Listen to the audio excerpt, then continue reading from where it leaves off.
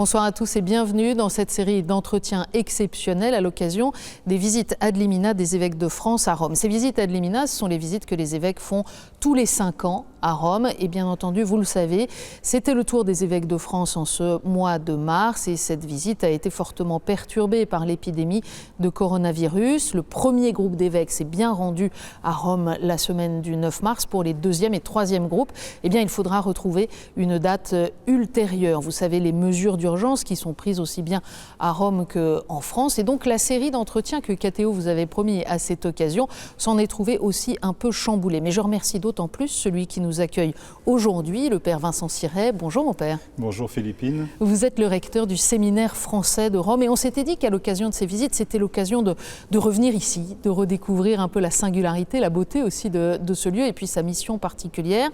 Alors, ce séminaire, d'habitude, il bruisse de la vie des étudiants qui sont là, des séminaristes qui sont là. Certainement, on peut dire, parce qu'ils vont aux études, ils reviennent, c'est des jeunes gens pleins de vie, hein, c'est normal. Et donc, ils animent toute cette maison de leur présence, studieuse aussi quand même. La bibliothèque est là pour ce lieu de travail. Mais en même temps, c'est sûr que là, eh bien, il n'y a plus personne. Voilà, les séminaristes sont rentrés, les évêques qui séjournaient ici pendant leur visite sont partis. Et donc, ce sont des circonstances un peu particulières. Mais néanmoins, merci de nous accorder ce temps pour se redire ensemble à quoi sert cette maison. Peut-être pour commencer, Père, l'occasion de faire un peu mieux connaissance avec vous. Ça n'est pas la première fois que vous êtes en responsabilité dans un cadre d'études, de suivi de séminaristes ? Non, je suis prêtre depuis 32 ans. J'ai été d'abord un vicaire heureux, mais assez rapidement, j'ai été intégré dans la formation, d'abord au séminaire de Dars, donc à côté de Lyon, enfin le célèbre séminaire d'Ars, et de son curé, le curé d'Ars, pendant 18 ans, et puis ensuite 4 ans à Toulouse. Donc ça faisait déjà 22 ans de travail dans les séminaires. Et puis les évêques sont venus me pêcher à Toulouse en me disant, voilà Vincent, nous avons pensé à vous pour prendre le séminaire français, la responsabilité du séminaire français à Rome. Alors j'ai dit, d'accord, me voici, si vous le voulez, je suis disponible. Alors, et ça fait 2 ans et demi que je suis ici. On peut rappeler que ce séminaire a une histoire particulière. Vous parlez des évêques français. C'est depuis une décennie, à peu près depuis 2009. Depuis 2009, c'est ça. Que les évêques de France ont repris en direct, on peut dire, la responsabilité de ce lieu. Parfaitement. Ça a été un séminaire qui a été fondé en 1853, donc c'est pas tout récent, mais donc par les pères spiritains qui voulaient installer un séminaire français auprès du siège de Rome, auprès du siège donc du pape. Et puis, donc, 1853, c'est la fondation du séminaire. 1856, c'est l'installation dans ces lieux. Alors, qu'est-ce qu'il y avait ici ? Il y avait un monastère de Clarisse, d'où le nom de la rue d'ailleurs, Santa Chiara, Sainte-Claire. Et l'église est dédiée à la Vierge Marie et à Sainte-Claire. Et ce couvent de Clarisse était tombé un peu en désuétude et le pape Pie IX a confié aux spiritains ce lieu, en disant créez votre séminaire là. Et donc, c'est ce qui s'est passé. Et depuis 1856, le séminaire est donc installé ici. Il y a eu beaucoup de travaux, la chapelle, ils ont ajouté quelques étages. Enfin, il y a eu une vie assez importante. Il y a près de 5000 prêtres qui sont passés et qui ont été formés ici depuis la fondation. Et donc, ce qui s'est passé, c'est qu'en 2009, donc, il y a eu une transition.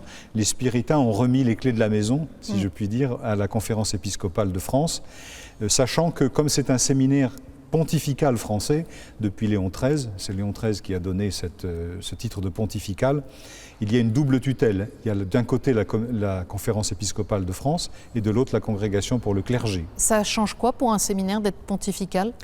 Ça change que simplement, il est à Rome, bon, évidemment, et puis son recteur est nommé par le Saint-Siège, sur proposition de la conférence épiscopale. Si vous voulez, ce n'est pas la conférence épiscopale qui m'a nommé directement, elle a proposé mon nom, et c'est comme ça que la congrégation pour le clergé a instruit une petite enquête sur moi.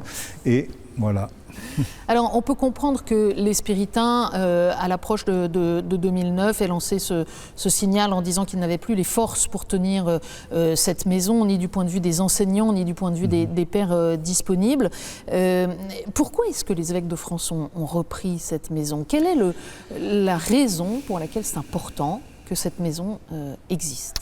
Je pense que, comme je le disais tout à l'heure, ce qui est très très important, c'est que c'est d'abord le diocèse de Rome. Et c'est le pape qui est à côté de nous, enfin il est à 20 minutes à pied, le Vatican n'est pas loin, et tous les collaborateurs du pape aussi qui travaillent avec lui pour le bien de l'Église entière. Et donc la volonté, c'était qu'il y ait un lieu de formation français ici à Rome. Vous imaginez qu'il y a 127 collèges comme le nôtre à Rome. Il y a une association des recteurs des collèges romains, on appelle collège, enfin un séminaire quoi si vous voulez. Et donc il y a 127 maisons comme la nôtre, c'est-à-dire que les Allemands ont une maison, les Brésiliens, les Mexicains, les Anglais, les Belges évidemment, enfin beaucoup d'Italiens aussi, il y a plusieurs maisons.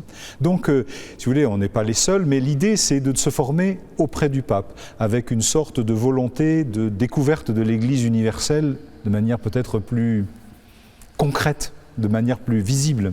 Ça veut dire que les séminaristes qui sont ici, ils suivent leurs études ici avec des professeurs français ou dans les universités pontificales? Ils suivent leurs études dans les universités pontificales, en majorité dans la grégorienne, mais aussi dans d'autres, à la Sainte-Croix par exemple, ou à l'Angélique.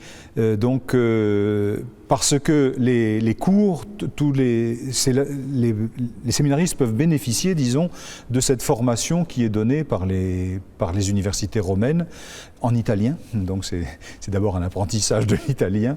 Et puis, je crois que c'est une ouverture à l'Église entière. Imaginez qu'à la grégorienne, il y a 2500 étudiants en théologie et dans toutes les sciences sacrées associées.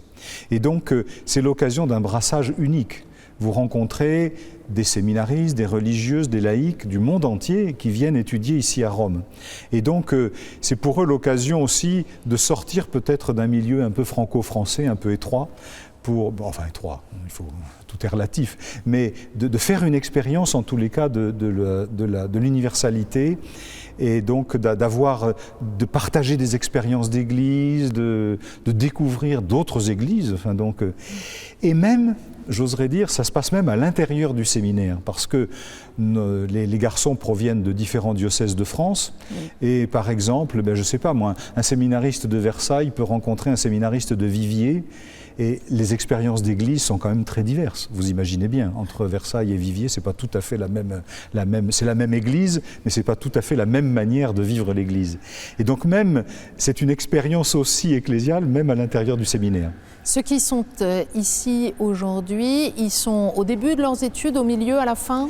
Alors en général, tous ont fait déjà ce qu'on appelle un premier cycle, un cycle de formation en France. Ils ont fait une année de propédeutique et puis les deux premières années de leur formation initiale.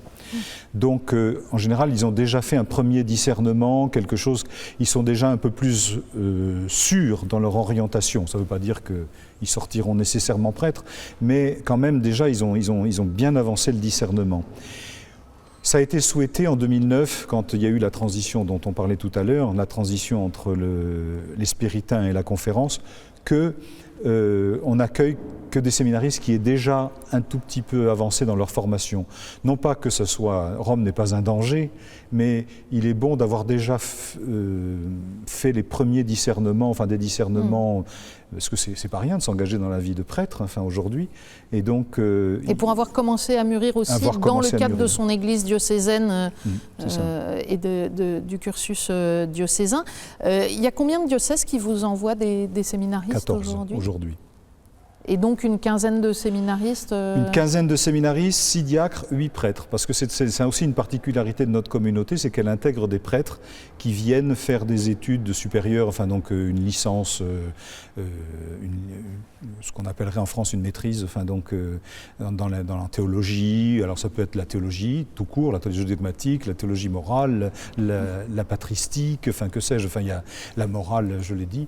Ça peut être des études bibliques, évidemment, évidemment.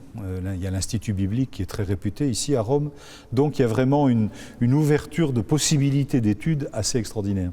Et donc 15 séminaristes qui viennent, je vous dis, de toute la France. Il y a un assez gros groupe du nord, enfin autour de Paris et au nord de Paris. Et puis à l'ouest aussi de Paris. Et puis après, c'est des unités un peu partout. Il y a un profil type ? Il faut que ce soit quelqu'un qui soit capable de suivre des études universitaires dans une langue étrangère. Mais vous savez, aujourd'hui, quasiment tous les étudiants qui étudient vont faire un semestre, une année, 2 années à l'étranger. Enfin, c'est assez courant. Et je trouve que c'est bien aussi de proposer ça à des Français, enfin, et à des étudiants prêtres, enfin, qui se préparent à être prêtres. Donc, le profil, c'est plutôt des... Après, il faut que le garçon soit suffisamment stabilisé dans l'idée de sa vocation pour continuer le discernement paisiblement. Pourquoi ? Parce que ils vont à l'extérieur poursuivre leurs études, mais ici au séminaire, ils ont quand même le lieu de la prière. Le premier poumon de la maison, c'est notre chapelle, qui est d'ailleurs, soit dit en passant, construite sur les plans de Notre-Dame des Victoires à Paris. C'est une Notre-Dame des Victoires un peu en réduction. Et puis, capable d'études, donc comme je l'ai dit, il y a la bibliothèque, c'est le deuxième poumon de notre maison. Je pense que nous avons la plus belle bibliothèque en langue française de Rome, je pense. Et puis, une vie communautaire aussi. Et comme on en parlait au tout début de l'émission, c'est vrai qu'à cause de ce qui se passe en ce moment et de la crise du coronavirus, on ne peut plus tout à fait vivre notre vie communautaire comme on le souhaiterait et puis de manière très proche. Donc j'ai préféré décider de renvoyer les séminaristes en France en attendant la fin de l'épidémie, disons. On parlait de cette maison, de sa première histoire avec les Clarisses, de sa deuxième histoire avec les Pères Spiritains, et puis aujourd'hui au service de la formation pour l'Église qui est en France. Cette maison, elle est donc ancienne. Certes, au fil des âges, elle a connu des transformations, mais aujourd'hui, le recteur et donc le patron de la maison où vous êtes a aussi des soucis. Quelques soucis, oui. Mais ça, mon premier métier, c'est quand même, enfin, métier entre guillemets, tra virgolette, comme disent les Italiens. Le premier chose, c'est quand même d'aider les séminaristes à poser un discernement libre pour demander l'ordination. Donc c'est vraiment quelque chose de très... ça, c'est vraiment le cœur du métier, si je puis dire. C'est de les accompagner, alors aussi bien dans la dimension intellectuelle, spirituelle, enfin donc toutes les dimensions de leur humaine, évidemment. Toutes les dimensions de leur formation pastorale. Parce qu'il y a aussi des insertions pastorales. C'est d'ailleurs très intéressant, j'ouvre une petite parenthèse, de voir qu'ils découvrent aussi la pastorale italienne, qui est un petit peu différente de la France. Par exemple, dans chaque paroisse, c'est un peu ce qu'ils appellent l'oratorio, qui est une sorte de patronage, enfin, donc, mais où il y a des belles rencontres avec les jeunes et les parents. Il y avait un séminariste qui me disait, quand je ne joue pas sur le terrain de football avec les jeunes, je suis autour du terrain avec les parents pour discuter avec eux.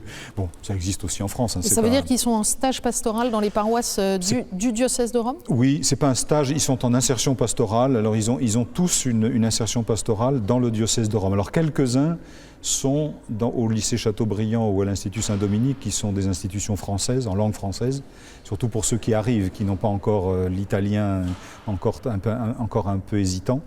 Mais très, très rapidement, on essaye de les impliquer dans la pastorale italienne, de fait, oui.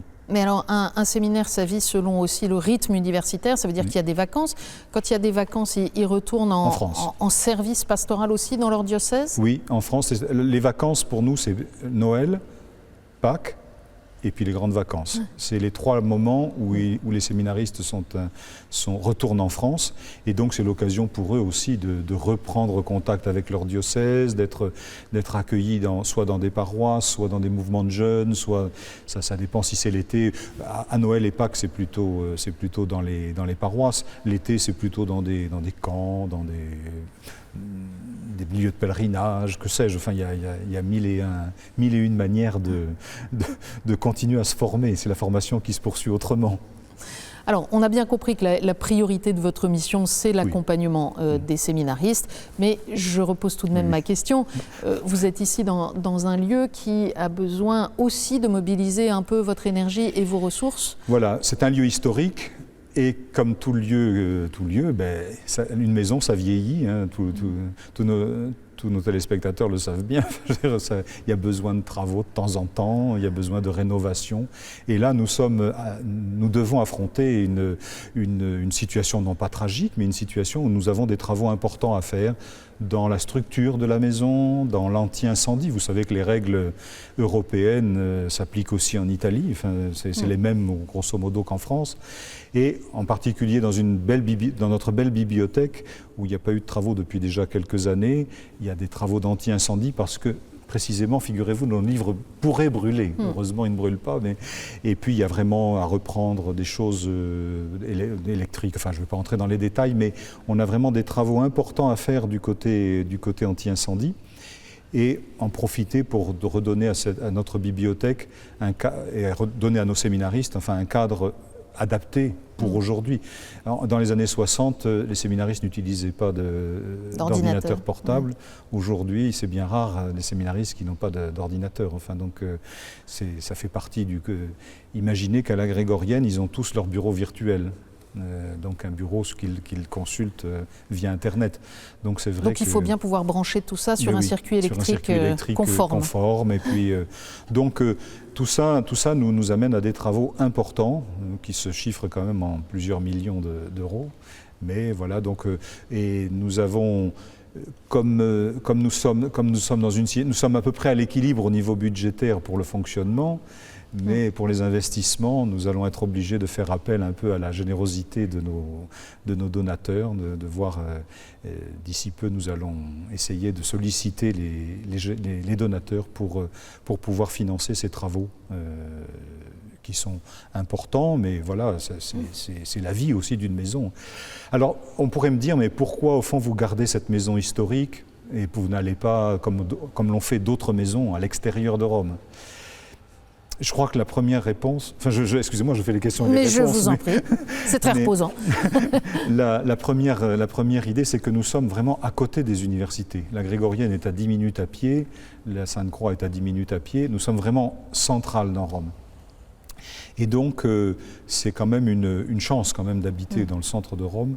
Et pour nos étudiants, c'est quand même un confort pour étudier. Leur mission première est quand même l'étude, vie communautaire, etc. Mais quand même, il y a donc une belle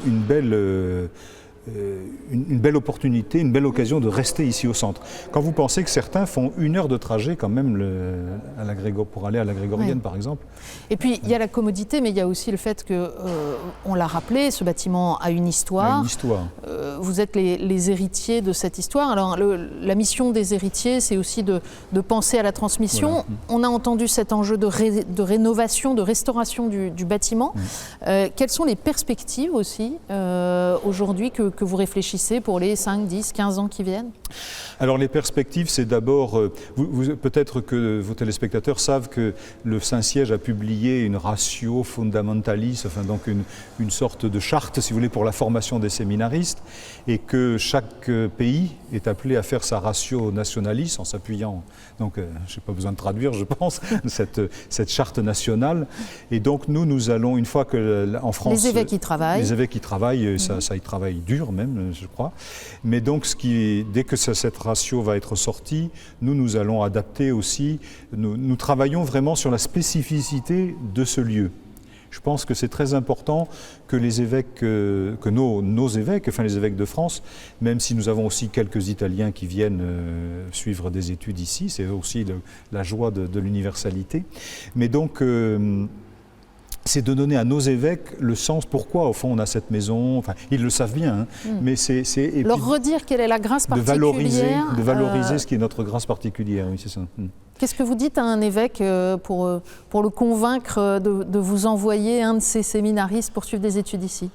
La qualité des études avec évidemment les universités romaines qui sont multiples. L'expérience de l'universalité de l'Église, ça je crois que c'est vraiment essentiel, c'est fondamental. Enfin, c'est vraiment quelque chose qui est spécifique.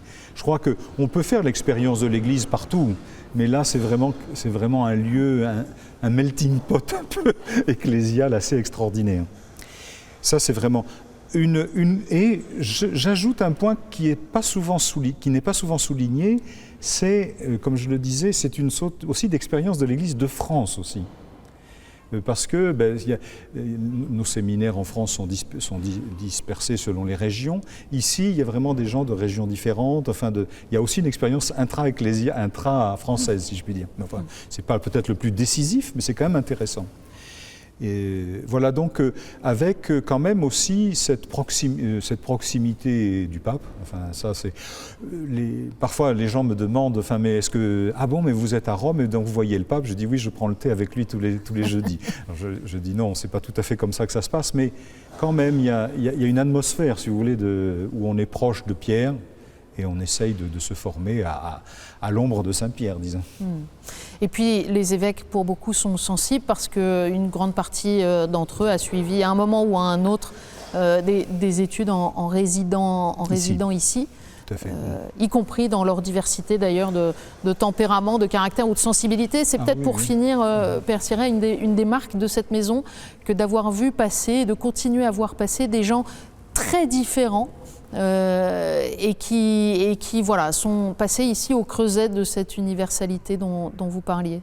C'est sûr que sur les 5000 prêtres et quelques évêques qui sont passés dans la maison, c'est sûr qu'il y a évidemment des diversités assez importantes, enfin, des diversités ecclésiales, des diversités d'options politiques, la diversité du monde, enfin, tout simplement, la diversité.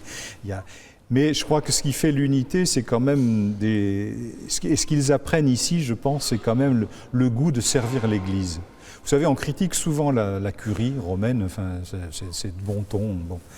Mais je trouve que ce qu'on apprend auprès d'eux, la plupart d'entre eux en tous les cas, c'est ce sens du service. Et on l'apprend auprès du pape aussi. Parce que le pape, c'est le serviteur des serviteurs de Dieu. Et je crois que vraiment, on apprend auprès de lui le goût de servir l'Église. Merci pour ce mot de la fin et merci de nous avoir accueillis dans ces circonstances particulières, Père Vincent Siret. Nous ne manquerons pas, bien entendu, de revenir avec les caméras de KTO dans des jours aussi plus ordinaires pour vous donner à voir le quotidien de la vie de ces séminaristes ici au Séminaire pontifical français à Rome. À très bientôt.